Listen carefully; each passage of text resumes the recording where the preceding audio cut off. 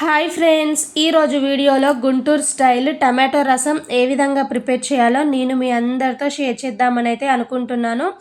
ఒక్కసారి నేను చెప్పినట్టయితే ట్రై చేయండి. టేస్ట్ అయితే నెక్స్ట్ లెవెల్ ఉంటుంది.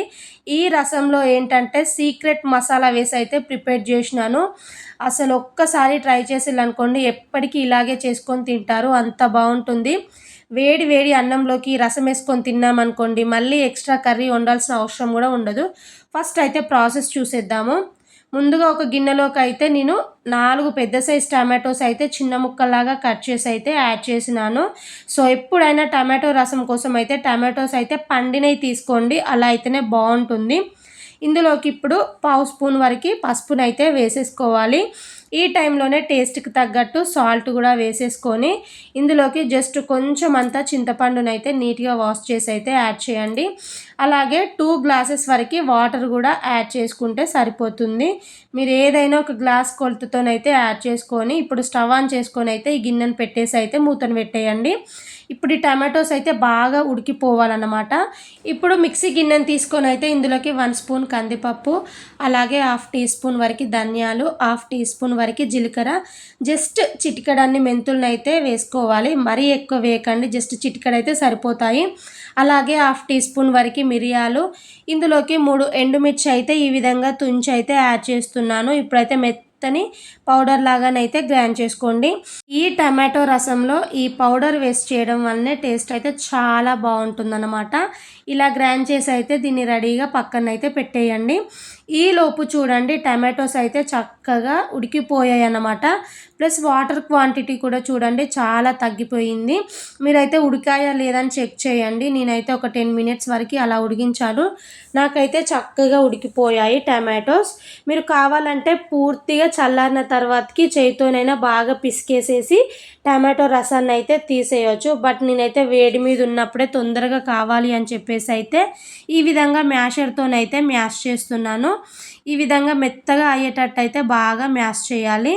సో చూసారా, ఈ విధంగా చేసామనుకోండి మనకి మంచిగా గుజ్జు అనేది సపరేట్ అవుతుందన్నమాట.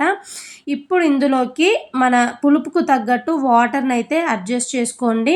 మీరు కావాలంటే స్టెయినర్ ఉంటుంది కదా, స్టెయినర్ పెట్టేసుకొని ఈ టమాటో రసాన్ని మొత్తం వడగట్టేసుకోవచ్చు. బట్ నాకు ఏంటంటే టమాటో రసం కాస్త గుజ్జు గుజ్జుగా ఉంటే ఇష్టం కాబట్టి నేను డైరెక్ట్గా ఇందులో ఉన్న ఈ టమాటో వక్కల్ని అయితే చేయి పెట్టి అయితే తీసేస్తున్నాను. ఇలా తీసి చేసినా కానీ టేస్ట్ అయితే చాలా బాగుంటుంది. సో చూసిలా మనకి ఏంటంటే పులుపుకు తగ్గట్టు వాటర్ కూడా అడ్జస్ట్ చేసుకోండి. నేనైతే వాటర్ అనేది కాస్త ఎక్కువనే వేసాను అన్నమాట. నేను తీసుకున్న టమాటోస్ అనేవి కాస్త పుల్లగా ఉన్నాయి కాబట్టి వాటర్ క్వాంటిటీ అయితే ఎక్కువ పట్టిందనమాట. టమాటోస్ తీసుకునే దాన్ని బట్టి వాటర్ అయితే అడ్జస్ట్ చేసుకోవాలి. సో చూసిలా టమాటో గుజ్జును మొత్తం అయితే ఈ విధంగా సపరేట్ అయితే చేసేసినాను. ఇప్పుడు ఈ టమాటో రసంలోకి అయితే మనం ముందుగా గ్రైండ్ చేసి పక్కన పెట్టేసాం కదా, సో దీన్ని మొత్తాన్ని అయితే యాడ్ చేసుకోండి. సో నేను మిక్సీ పట్టింది అయితే మొత్తాన్ని అయితే వేసేసినాను. అలాగే ఇందులోకి కొంచెం చిన్నగా సన్నగా కట్ చేసి పెట్టుకున్న కొత్తిమీరను కూడా యాడ్ చేసుకోవాలి. ఆల్రెడీ మనం ఇందులో ఎండుమిర్చి అండ్ మిరియాలు వేస్ట్ చేసాం కదా, కారం అనేది మనకి లైట్గా ఉంటుందన్నమాట. బట్ నేనైతే ఇక్కడ ఇంకా 1/2 స్పూన్ వరకు కారం వేస్తున్నాను. కారం అనేది పూర్తిగా మీ ఆప్షనల్ అండి, ఇష్టం ఉంటే వేయండి, లేకపోతే మిరియాల ఘాటు సరిపోతుందంటే కారాన్ని అయితే స్కిప్ చేయండి. నేనైతే లైట్గా వేసాను. కొంచెం నేను టేస్ట్ చేశాను, నాకు సాల్ట్ కూడా తక్కువ అనిపిస్తుంది కాబట్టి సాల్ట్ను కూడా అడ్జస్ట్ చేశాను. ఇప్పుడు మొత్తం కలిసేలాగా బాగా మిక్స్ చేసేసి స్టవ్ ఆన్ చేసి అయితే ఈ గిన్నెను తీసుకుపోయి అయితే స్టవ్ పైన అయితే పెట్టేసుకోండి.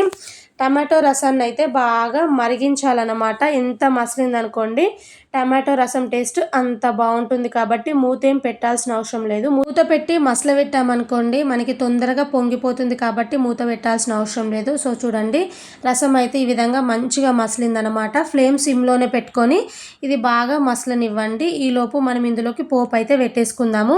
ఇంకొక సైడ్ అయితే స్టవ్ ఆన్ చేసి అయితే పోపు గిన్నెను పెట్టేసినాను. ఇందులోకి కొంచెం ఆయిల్ యాడ్ చేసుకొని అయితే ఆయిల్ వేడైన తర్వాతకి ఇందులోకి జీలకర్ర, ఆవాలు, అలాగే 2 ఎండుమిరపకాయలు అయితే తుంచి వేస్తున్నాను. కొంచెం కరివేపాకును కూడా యాడ్ చేసుకొని పోపు అయితే బాగా వేగనివ్వండి. కరివేపాకు క్రిస్పీగా అయ్యేంతసేపు బాగా వేయించిన తర్వాతకి ఇలా వేగిన పోపును మొత్తం తీసుకెళ్ళి మనం ఇంతకుముందు ప్రిపేర్ చేసుకున్నాం కదా టమాటో రసంలోకి యాడ్ చేసామనుకోండి, ఫైనల్లీ అయితే గుంటూరు స్టైల్ టమాటో రసం అయితే కంప్లీట్ అయిపోయింది. అసలు నిజంగా చెప్తున్నానండి, టేస్ట్ అయితే నెక్స్ట్ లెవెల్. డెఫినెట్గా ట్రై చేయండి. మీ అందరికైతే నచ్చే తీరుతుంది. ఐ హోప్ ఈ వీడియో మీ అందరికీ నచ్చిందని అనుకుంటున్నాను. నచ్చితే లైక్ చేయండి, షేర్ చేయండి, కామెంట్ చేయండి, సబ్స్క్రైబ్ చేయండి. Thank you.